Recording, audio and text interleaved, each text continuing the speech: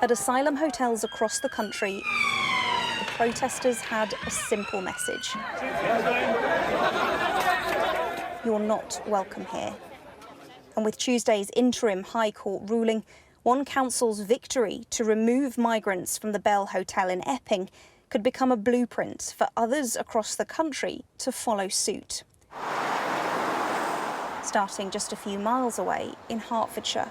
As soon as we heard that they managed to get their temporary injunction, we decided that we would start seeking the same legal advice in the pathway that Epping have gone down. There are families in there, there are children in there, those children need to go to schools. That is impacting the schools massively and impacting sort of GP services, you know, those sort of vital services.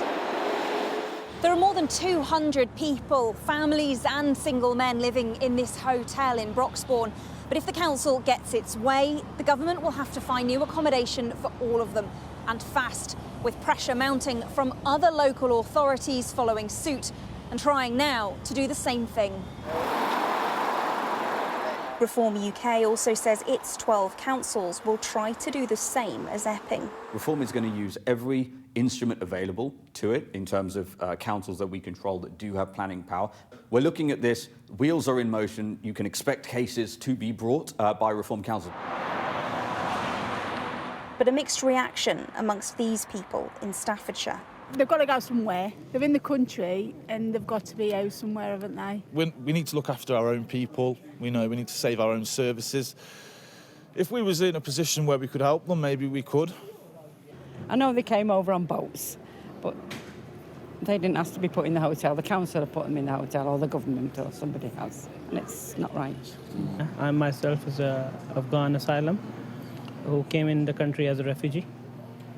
So I would say, yeah, it's a good thing, but has to be controlled.